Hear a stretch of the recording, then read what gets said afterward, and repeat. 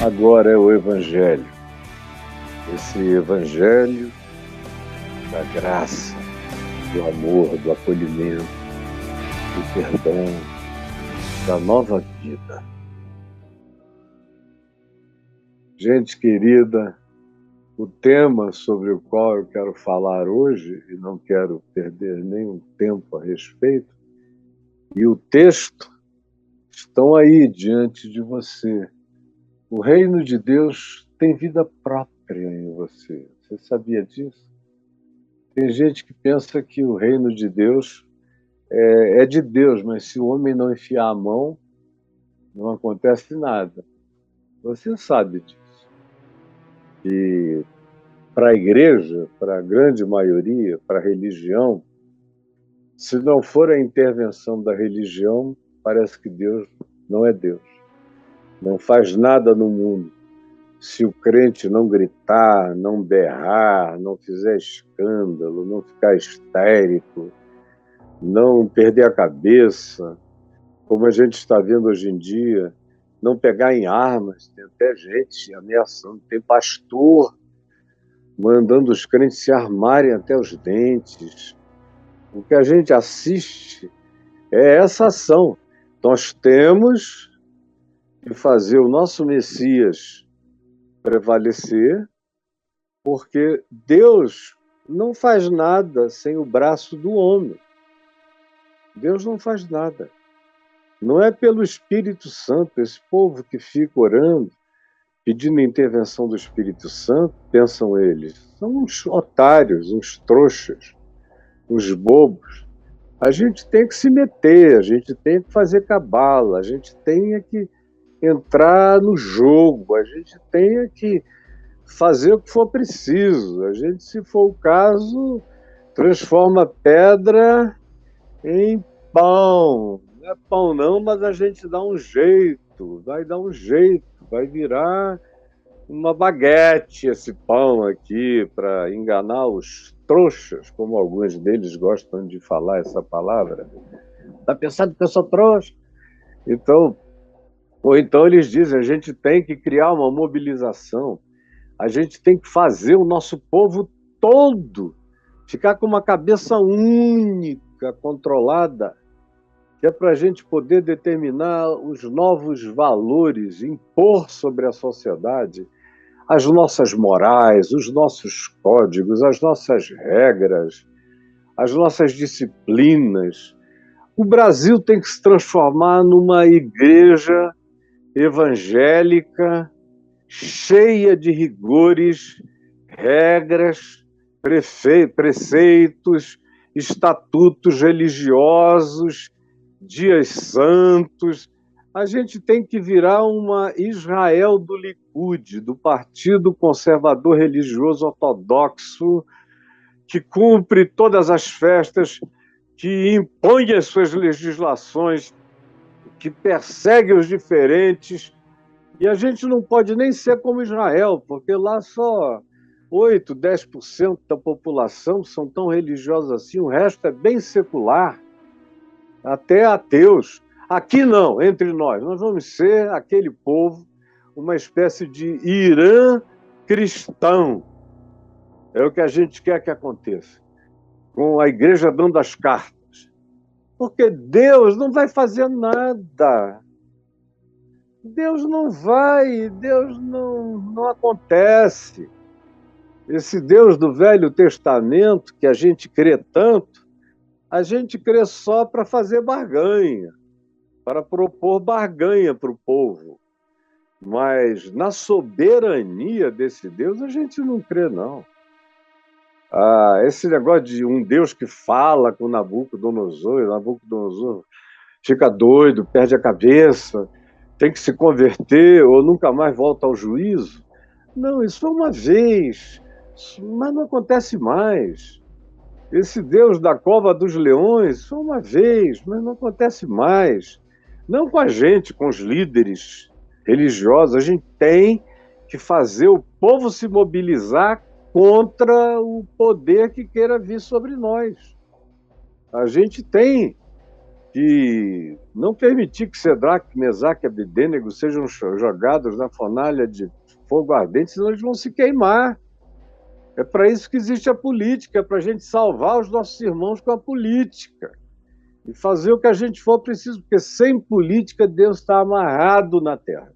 Ele não faz nada, ele não tem mão, ele não tem braço, ele não tem soberania, ele não tem vontade, ele depende exclusivamente da gente, de nós, das nossas vozes, dos nossos gritos, das nossas maquiavelices, das nossas intervenções, porque essa coisa de orar, crer, exercitar minha cidadania com consciência pessoal e ficar nisso, no máximo conversar com quem me pergunte, dar a minha opinião com discrição, sem agressividade, sem raiva, sem ódio, isso aí é coisa de idiota. A gente está aqui para estourar, para virar a mesa, para arrebentar, como se dizia na antiguidade, a boca do balão.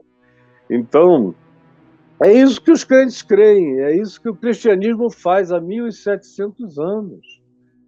Sem poder político, Deus não governa a terra, e nós temos que aproveitar as oportunidades e os que nos franquiam essa oportunidade para usarmos esse poder em favor dos nossos interesses, de dinheiro para a igreja, de isenções, de crescimento, de construção, de expansão, de comunicação, de tudo que a gente puder. Nós temos que ser os reis divinos da nossa sociedade, os impositores das regras do Monte Sinai, regras de pedra, porque esse negócio de esperar a Deus converter o coração, transformar o coração, a gente não crê nisso, a gente crê em tábua de pedra na cabeça. Tábua de pedra na cabeça. Como, por exemplo, a gente vê num vídeo que o Braulio deve ter separado aí, de um indivíduo falando barbaridades, tentando convencer a congregação toda a agir de um modo delinquente, totalmente delinquente, bandido, perverso, em nome de Deus, em nome de Jesus, porque, afinal de contas, Deus não faz nada, Deus não mete a mão. Deus precisa da nossa voz provocando ódio, revolta, indignação, guerra. A gente está aqui para fazer o que o Espírito Santo não faz. O Espírito Santo é muito bom, generoso, amoroso, converte o coração, é paciente, é benigno, dá tempo ao tempo. Nós não temos tempo, a gente atropela mesmo. E quem não quiser experimentar o trilhar do nosso caminho, que se renda. Solta, Braulio. Usa as orações, Deus. Massacra o sistema judiciário, ó Deus, do Brasil. Massacra, Deus. Derruba os prédios do sistema judiciário, ó Deus. Aniquila os escritórios dos advogados, Deus.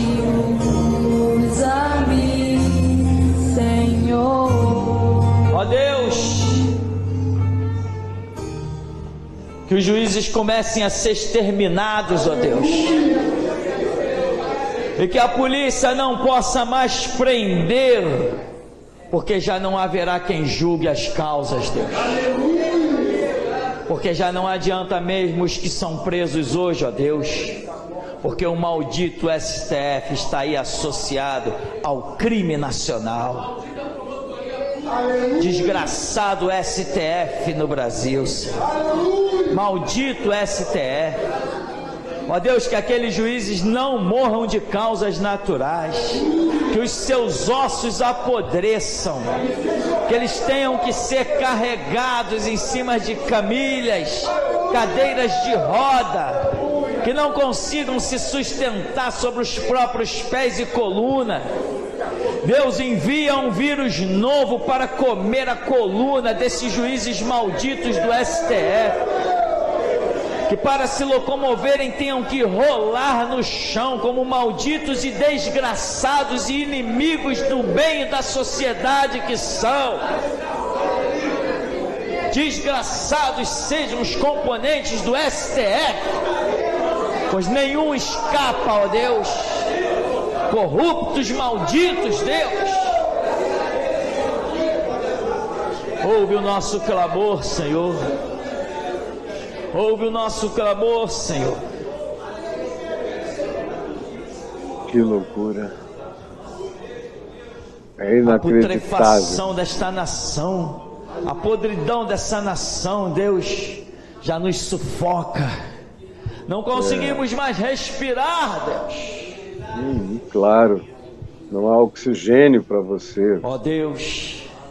Só respira cobalto. Faze cair as diretoras das escolas pelo teu coronavírus. Pelo Omicron, Deus. Que é isso, Senhor. Faze cair, ó Deus, os políticos. O prefeito desta nação. Todos aqueles que têm seus decretos obrigando as pessoas a injetarem seus venenos, ó Deus. Isso aí é uma geração de mártires. Ó Deus, em nome de Jesus. Todo mundo a morrer por que Jesus. Eles caiam, Deus. Em nome dessa loucura. Malditos que são. Esse aí é o inocente útil, que fala. E tem muita gente que aproveita esses loucos mais perturbados para falarem por eles. Falarem por eles. Agora, você tem a chance de repudiar isso no seu coração. Repudiar um coração cristão, não repudia a pessoa louca, ensandecida, completamente perturbada, perdeu o eixo do juízo, do bom senso mínimo, do amor mínimo que habita o coração dos descrentes, dos que não creem em nada, são melhores do que esse indivíduo.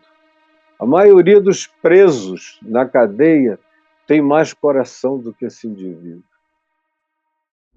E aí, esses são os inocentes úteis, não são inocentes, são os culpados úteis. E um monte de gente diz, vai fulano, manda ver mesmo. Você já começou, arrebenta até o fim, vai levando que a gente entra atrás. Ó, Jesus, tem compaixão.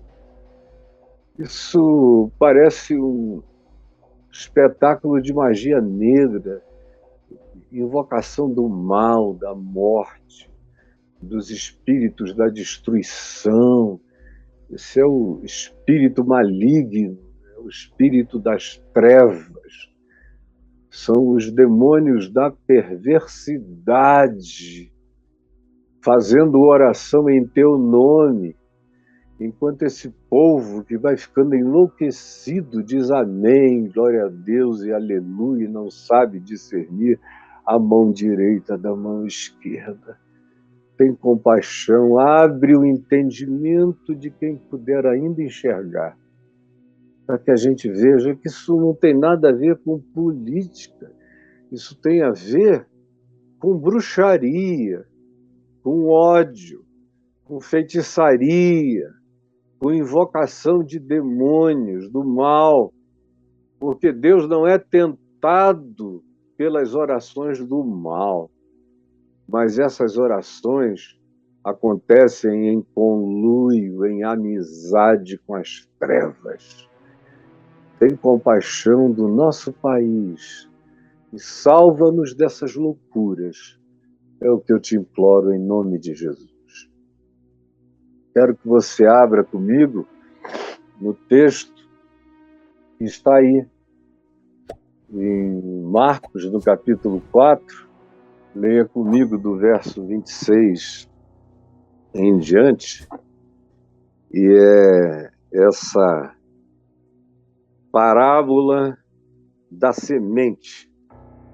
Essa não é a parábola do semeador. Tem algumas parábolas, aqui a maioria, falam do semeador e do chão. Algumas parábolas falam da qualidade da semente, como é o caso da parábola do joio e do trigo. Tem a ver com a natureza e a qualidade da semente. E aqui, nesse texto de Marcos 4, a gente tem também uma parábola do verso 26 em diante sobre o poder da semente. A gente começa com Jesus falando do semeador e a explicação da parábola. E tem várias outras. Agora ele chega aqui nessa parábola da semente em si. Como é o caso da parábola seguinte, do grão de mostarda. É uma parábola da semente, de como pequenininha ela cresce para se transformar de hortaliça numa árvore que dá sombra e abriga ninhos de muitas aves. Essa aqui não tem uma ênfase específica na natureza da semente. E a semente, para Jesus, ele deixou claro o que era a semente para ele. Não era a filosofia de Sócrates, nem de Platão, não era o ensino de nenhum rabino de Israel, por mais progressista e humano e aberto que fosse o seu entendimento, não. Ele não estava falando de nenhuma sabedoria específica do Velho Testamento, em Provérbios de Salomão, não. Ele está falando da palavra que sai de sua boca, de Jesus, da boca de Jesus.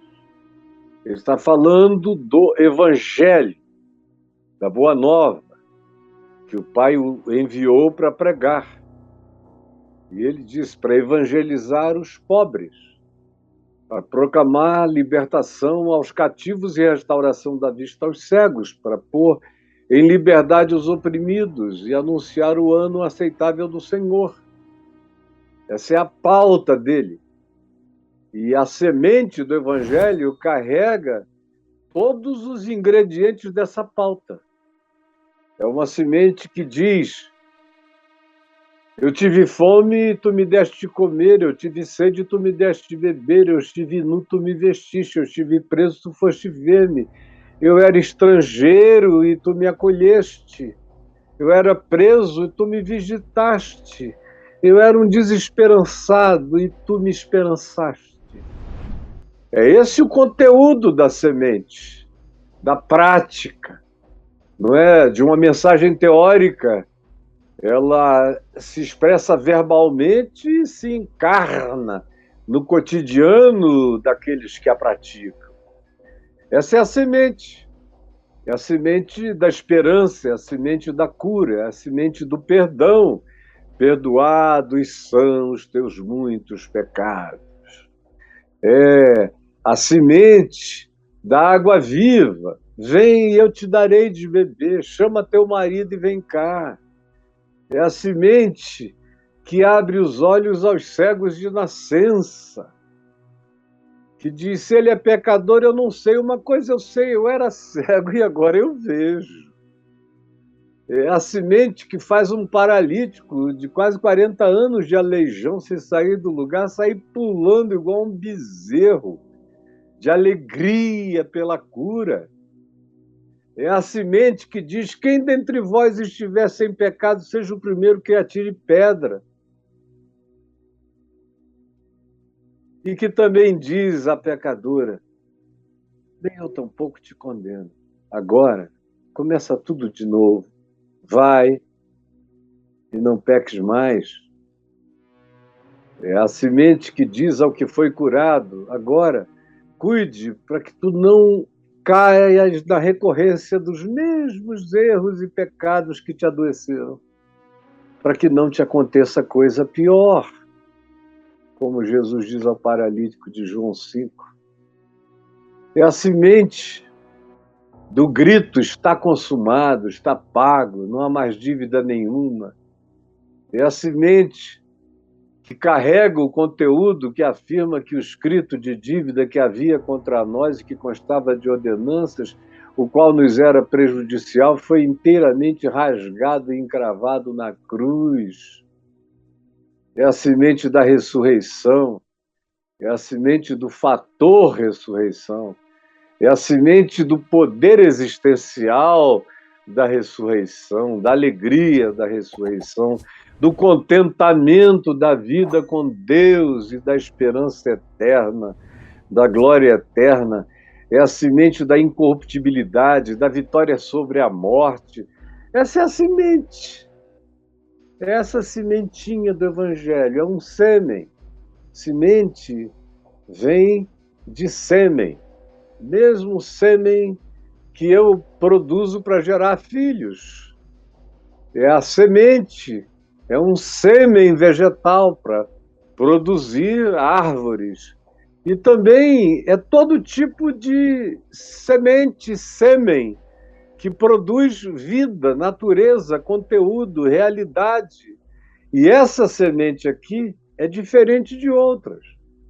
Tem muita semente que só produz morte, só produz culpa, só produz medo, só produz destruição, só produz pânico, só produz tristeza, só produz dúvida, só produz angústia existencial, e as pessoas vão se entregando e não sabem nem por que estão tão mal. Porque semeiam as coisas mais inoportunas para a vida, mais antagônicas ao significado de viver bem. Querem que o resultado, como Jesus disse, plantando espinhos, eles comam figos.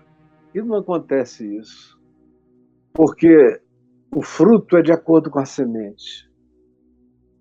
E o Evangelho, ele não é uma palavra que a gente diz Evangelho, que cabe em tudo, ainda mais no inglês, que eles não utilizam, por exemplo, uma palavra latina ou grega para designar evangelho, evangelium, ou qualquer outra coisa, ficaria melhor do que gospel, que virou cuspe, bosta, catarro, qualquer porcaria em inglês é gospel.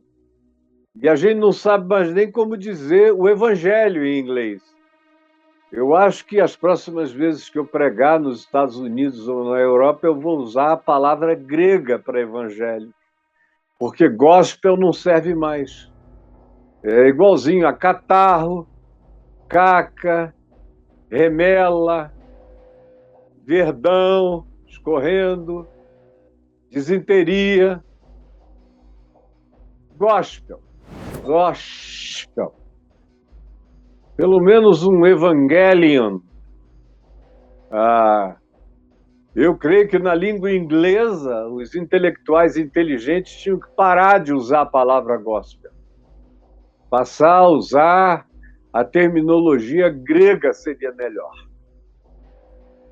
Porque gospel não diz mais nada, é um verdadeiro gospel. É um catarro de qualquer coisa.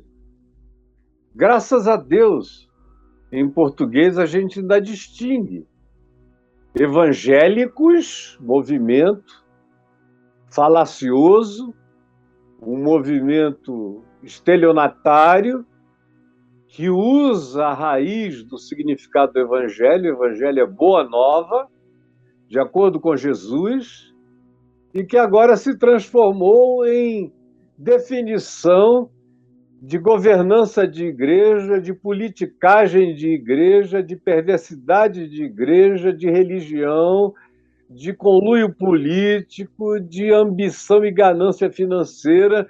Tudo isso são os evangélicos. E tem gente que ainda diz, vocês viram como o evangelho está crescendo no Brasil? Não. Tem um inchaço, tem um tumor que não para de crescer e de dar metástase, um tumor religioso que tem o diagnóstico de evangélico e o prognóstico apocalíptico de apostasia. Mas não tem nada a ver com o evangelho. Tem a ver com aqueles a quem Jesus disse: eu nunca vos conheci, nem mais gordos, nem mais magros, afastai-vos de mim. Vocês só praticam a iniquidade, vão embora. Aí eles vão dizer: mas nós pregávamos o evangelho. Eles vão dizer: o evangelho não. Eles inventaram uma coisa para enganar as pessoas em meu nome.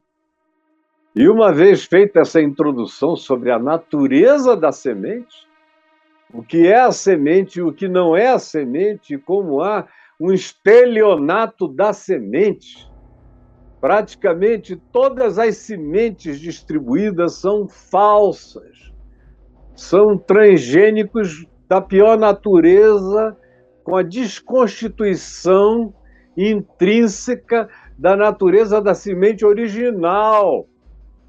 Não tem nada a ver com a semente que Deus planta no coração sincero em Cristo Jesus. Agora, olha só o que Jesus disse e preste atenção, olhe bem aqui para mim. Eu vou ler para você, preste atenção. Disse Jesus ainda: o reino de Deus é assim como se um homem lançasse semente à terra. Semente à terra. Depois, dormisse. Lançou, cobriu, afofou, umedeceu, voltou para casa, o sol se pôs, ele dormiu. Dormiu, esqueceu da semente. Aí se levantou de noite, deu uma volta, andou assim na horta, voltou, dormiu. De dia ele de novo deu a caminhada dele, passou, olhou, a semente ainda estava coberta de terra. Aí passou de novo, depois de um tempo, e a semente tinha começado a germinar. Ele se levantou, foi, veio, chegou a hora em que a semente germinou e a semente cresceu. E o homem cruzou os braços, falou: pela madrugada, o que eu fiz por essa semente? Eu não fiz nada, eu só joguei ela aí, botei terra em cima, dormi, acordei, dormi, acordei, dormi, acordei. Como é que eu cheguei hoje aqui? E tem algo da mesma natureza do que eu semeei, do que eu coloquei, crescendo, e eu não fiz nada. Eu não fiz nada, eu só joguei aí. Fui dormir, levantei, dormi, entrei numa rotina, esqueci. E hoje eu praticamente tropecei na semente que virou gente, na semente que virou estrutura, na semente que virou crescimento, na semente que está ganhando cara, fisicalidade, expressão, definição, corpo, a semente que está começando a apresentar as evidências da sua natureza, o fruto da sua natureza, e eu não fiz nada.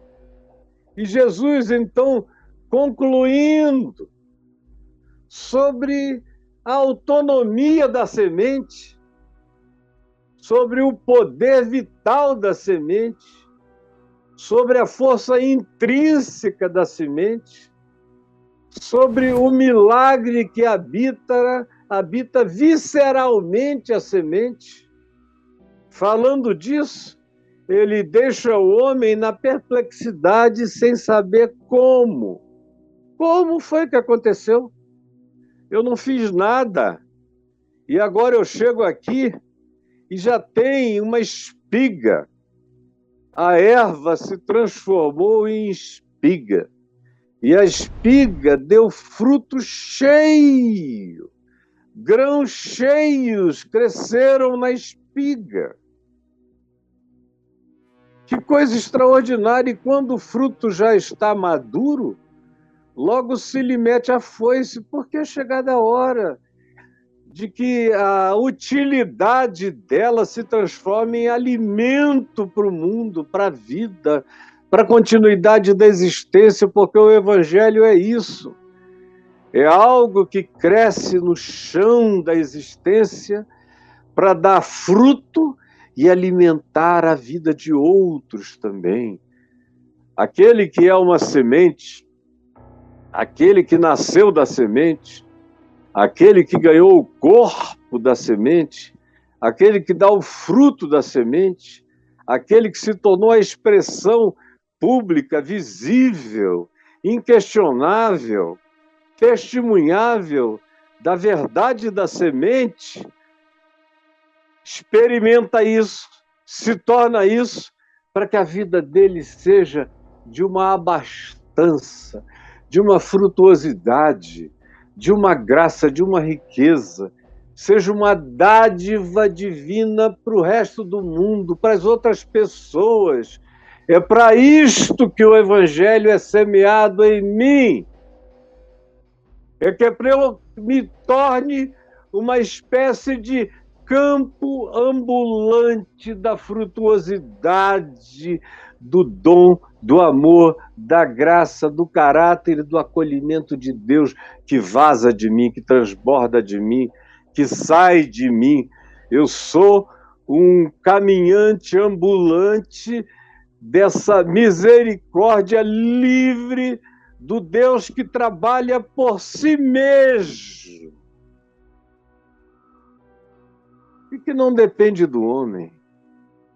Ele dá as chances da gente participar, de nós sermos co-obreiros, co-participantes, de nós fazermos parte da missão de Jesus no mundo, de sermos pequenos Jesuses, pequenos semeadores, mas tem que ser semeadores da única semente.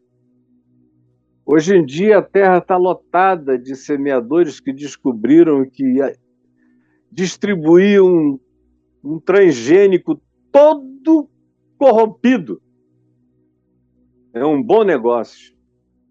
Vender sementes podres para os ignorantes, ou sementes falsas que só vão dar ervas daninhas, ou que só vão produzir joio. Isso é um mercado que não tem tamanho. Falsificar a semente do Evangelho é uma das melhores commodities do nosso tempo, e já desde os dias de Paulo, que ele diz: porque há aqueles que julgam que pregar o Evangelho é a melhor fonte de lucro que eles possam ter. Isso há 2000 anos atrás.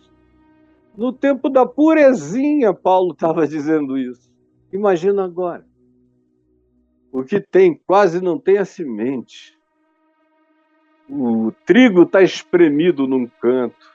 É joio para todo lado no mundo, é falsificação. E é mão humana plantando. Vamos fazer crescer o nosso agronegócio de sementes religiosas de falso evangelho que a gente quer exportar, quer botar em todo lugar. A gente quer ser o dono desse mercado. Esse mercado vai ser nosso. Só que é o mercado da morte. A semente é veneno puro, destrói, mata, não edifica, não promove a paz, não traz o fruto da vida. Porque o verso 28 nos diz algo extraordinário sobre a semente genuína. A verdadeira semente do Evangelho se comporta assim. Verso 28 fala da relação da semente com a terra. A terra é viva. A terra, que nos nossos dias vem sendo chamada cada vez mais de Gaia, é um ente vivo. Terra é um ente orgânico. Existe na Terra toda uma estrutura orgânica. A Terra tem coração, a Terra tem órgãos de purificação, a Terra tem todos os elementos de conexão orgânica entre os seres vivos que a habitam. Até as raízes que nela são plantadas formam uma web, uma net de raízes que falam, que emitem sinais de perigo, de queimadas, de seca, de tudo umas para as outras. Tem comunicação interna na Terra, diálogo. É um ente vivo, que tem uma relação viva com a semente. Eu estou falando da terra e da semente vegetal. Agora eu quero falar da metáfora aplicada. A terra e a semente são as metáforas que representam. A terra é meu coração. Meu coração, seu coração, o coração de qualquer pessoa. Está aqui, ó. A terra, meu coração. E a semente está aqui, ó, saindo da minha boca. Não é nem do livro. Quando Jesus falou isso, ele mesmo não tinha escrito nada, nem escreveria. E durante muitos anos isso foi adiante só por meio da repetição dessa palavra e desse ensino. A terra é você. A palavra está saindo aqui, ó, do Evangelho pronunciado pela minha boca. Evangelho como ele é, puro e simples, sem nenhuma alteração, sem nenhuma alquimia religiosa. Somente ele, como foi falado por Jesus. Esmagadoramente simples, como foi falado por Jesus. Está aqui ele. E olha só o que Jesus diz. A terra e a semente têm uma relação particular, que independe do homem, do esforço humano, do grito humano, de qualquer coisa humana. O homem não tem o poder de fazer a semente germinar.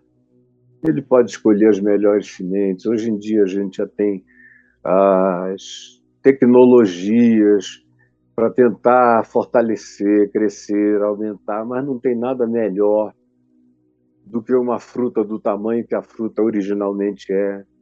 Não tem nada melhor do que o sabor de uma fruta como originalmente ele foi criado para produzir, nas suas muitas e melhores versões.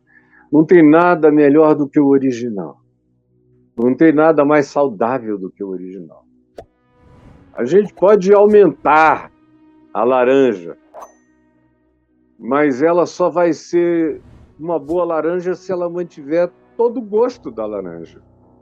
Do contrário, é melhor comer uma laranja menor, mas que seja genuinamente laranja, do que uma maior que não tenha gosto de laranja. Portanto, há uma relação íntima entre a terra e a semente. A terra conhece a semente e a semente se entrega à terra. Assim como intuitivamente o coração de todo mundo sabe quando o Evangelho é Evangelho. A pessoa tem que fazer algumas violências interiores para abraçar em nome do Evangelho o que não é Evangelho. Ela às vezes abraça por causa da carência dela, porque tem muitos amigos no lugar onde só se fala loucura, mas ela tem alguns amigos. Ela não tem pai, não tem mãe, é órfã, ninguém cuida dela. Ali tem pelo menos um pessoal para ela fofocar, para ela conversar, para ela não ficar louca, sozinha, em silêncio. Mas lá no fundo do coração, você ouve uma quantidade enorme de coisas que o seu coração diz. A terra diz, não é a semente. Não é a semente. Teu coração sabe. Essa terra de Deus que é o teu coração, sabe. Sabe que não é a semente da vida que foi jogada nela. E você está deixando isso crescer em você e depois não sabe, porque vai dar espinho, vai nascer veneno, vai ter uma seiva ardente, perigosa, queimante, seja lá o que seja, porque não é a semente. E o teu coração sabe. Você tem que violentar, calar, silenciar, dizer, para com isso, você é ignorante, você não sabe de nada, o pastor sabe mais. Então cala a boca. Isso é o diabo que está fazendo você sentir isso, pensar diferente, não concordar com isso. É uma loucura mesmo, mas eles não dizem que o evangelho é loucura para os que se perdem. Então, quanto mais louca for a mensagem, deve ser mais do evangelho. Quanto mais maluca, mais do evangelho deve ser. Mas o evangelho é só loucura para os que se perdem. Mas para quem crê, ele é pura sabedoria, entendimento, bom senso, paz, calma, elegância, gentileza, mansidão, fidelidade, domínio próprio, alegria, amor, acolhimento, justiça, verdade. Esse é o evangelho. E a terra do teu coração sabe. Você tem que brigar contra o coração para poder adotar tudo que você vem adotando, até que chega um ponto em que o teu coração cansa, ele perde a força de dialogar com você, e você vai entupindo isso de outras sementes, de espinheiros que vão sufocando a tua própria alma, como Jesus diz aqui no início do capítulo 4, na parábola do semeador. Há uma relação entre o teu coração e o evangelho. Teu coração foi preparado para saber o que é evangelho. E quando você ouve o evangelho genuíno, mas fecha o coração, ou foi dureza sua, ou foi trauma seu, ou foi um condicionamento vinculado a uma carência tão grande que mesmo você sabendo que está ouvindo a coisa errada, você fica com a necessidade. E eu compreendo esses que fazem isso na terceira alternativa. O terrível é quando é o coração que ficou empedrado mesmo dentro da gente. Aí é uma tragédia. Jesus diz: a terra por si mesma frutifica. Por si mesmo. E essa é uma coisa maravilhosa, porque eu vejo gente que foi submetida a todas as porcarias do mundo, como a gente brincava com as crianças. Vamos brincar de todas as porcarias do mundo? Os filhos gostam, os netos adoram. Quando vê vovô e vovó pegam um panelão, um baldão, e vamos brincar de todas as porcarias do mundo. A Helena adorava. Entrava ali naquela banheira com a Adriana e eram todas as porcarias do mundo. Lá em Copacabana, ela pequenininha, e a gente pegava tudo que era shampoo e cremes e não sei o quê, e ainda jogava na banheira com mostarda, com ketchup, e quanto mais loucura a gente botasse ali dentro, ficava aquela papa, aquela magia horrorosa, uma alquimia que nem o alquimista tinha coragem de beber, mas a Helena adorava. Bota mais, vovó, bota mais, vovó. Mateus também, foram os que mais aproveitaram de todas as porcarias do mundo. Mas você brinca disso até hoje. Você vai de lugar em lugar, de lugar em lugar, onde você vai é mais porcaria, mais porcaria, mais porcaria. Você vai levando esse seu panelão, isso não é uma feijoada. Isso aí, de fato, é uma porcalhada que você vai levando com tudo. E é gambá podre, é qualquer negócio, é rato cozido, lá vai você, é barata milanesa, lá vai você botando tudo. E a panela está escrito Evangelho de Jesus. E você vai por aí oferecendo essa porcaria para o mundo, achando que se você não fizer isso, você vai para o inferno, você vai desenvolver uma culpa, que você vai ter que remi-la com milhões em dízimo, em oferta, em trabalho, em um monte de coisas. Porque até hoje você não creu no Espírito Santo. Até hoje você não creu na chamada soberania de Deus. Você até hoje não creu que Deus é Deus sem você. Que você sem Deus é porcaria nenhuma. Mas Deus sem você não diminui nada dele. E Deus com você não aumenta nada ele. Ele continua Deus. E até a semente do Evangelho abandonada. Você veja só o que eu ouço de pessoas que me dizem, Caio, eu ouvi o Evangelho quando eu era criança, com 4, 5 anos. Ouvi algumas pequenas histórias simples, algumas parábolas, algumas narrativas da intervenção de Deus na vida de seres humanos, conforme a narrativa da Bíblia ou dos Evangelhos. E foi só o que eu tive a minha vida inteira, não tive nada além disso. Os meus pais se separaram, eu nunca mais botei o pé em lugar nenhum, mas aquelas histórias continuavam crescendo dentro de mim. E eu estou agora aqui aos 40 anos de idade te procurando, porque eu vivo perturbado por uma semente que foi jogada pela minha avó. E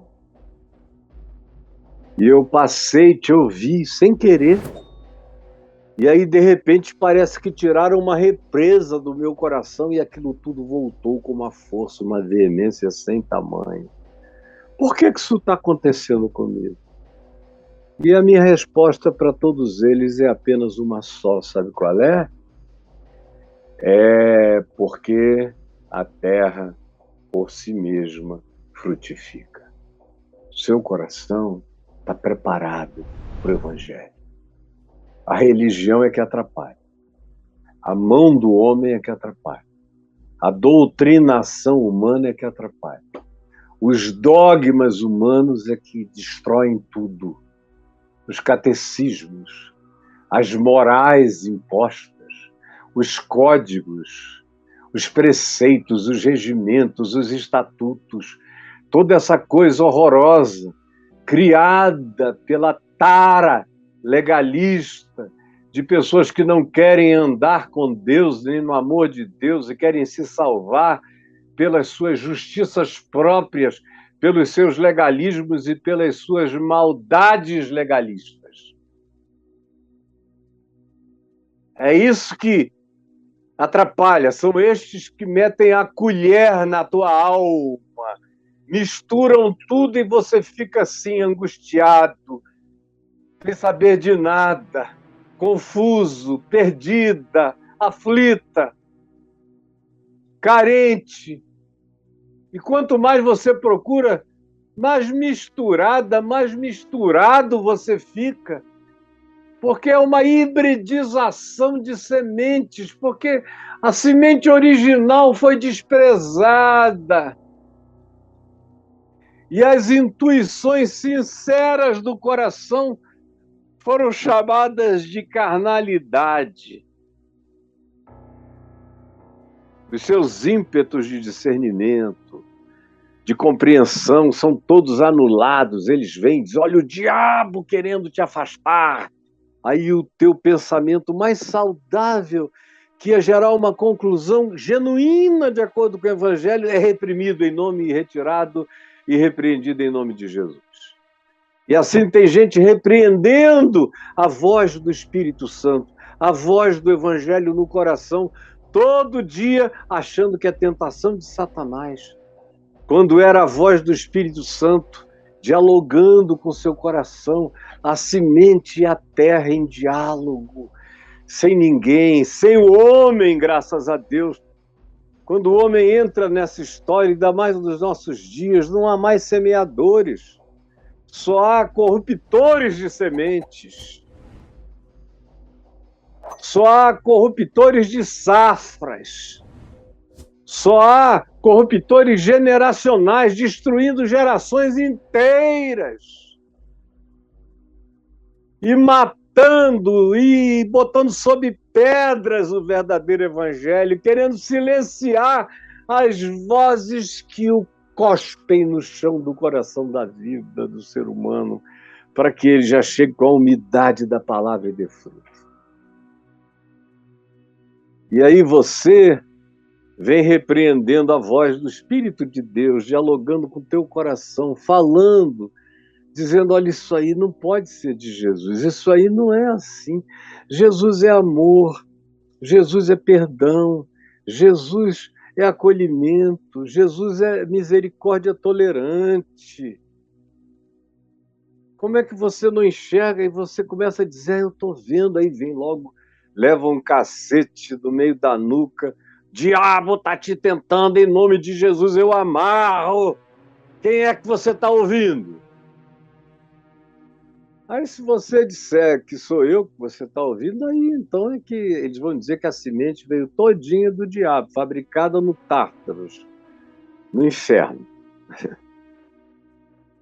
Mas eu sei em quem eu tenho crido e sei que ele é poderoso e que essa palavra não voltará para ele vazia. Antes produzirá aquilo para o que ela foi designada no seu coração. E mais do que isso, o seu coração sabe disso. Sabe disso. Porque você e o seu coração são bastantes quando a semente genuína do Evangelho cai. Se o Evangelho genuíno cai no coração de alguém, normalmente a presença humana, quando chega querendo agilizar processos, atrapalha. Quando chega querendo atomizar o processo, atrapalha. Quando chega querendo dar um conteúdo proteico para ele ficar bombado, atrapalha. Quando chega querendo impor dietas ao que Jesus tratou como um banquete generoso, atrapalha. Não toque no Evangelho, não mexa no Evangelho, não se meta com o Evangelho. Deixe ele produzir o fruto dele no coração, onde ele já caiu.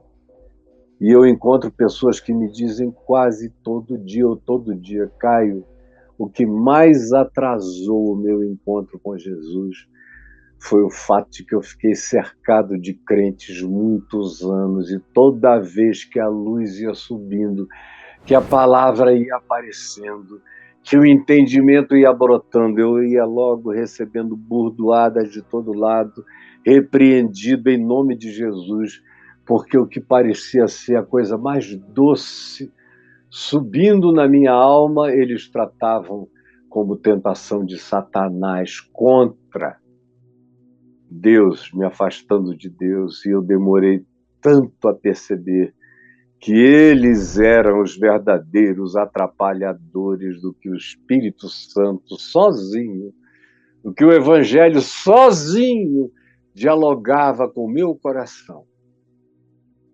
Jesus, eu te peço que essa palavra simples, singela, que se eu falasse para crianças de 6, 7, 8 anos, na linguagenzinha delas, mais simples ainda um pouco do que essa, todos entenderiam. Mas entre nós há aqueles que não conseguem entender, que se escandalizam, que se chocam, que lutam contra, que odeiam até, que se insurgem, que parece que é uma palavra que não veio direto da tua boca, com a tua lógica, com a tua sabedoria invencível. Eu peço, no entanto, que o Espírito Santo faça a voz do Evangelho não ser calada no coração no qual ela começa a se manifestar, dando o fruto do teu amor, produzindo as evidências do crescimento da tua graça no coração de muita gente aqui comigo e milhares que estarão comigo daqui a pouco e nos próximos dias e que serão arrebentados pela força dessa fé. E por essa palavra, cuja autoridade não está em gritos, mas na veemência singela dessa verdade invencível, toda poderosa, em nome de Jesus. Amém e amém.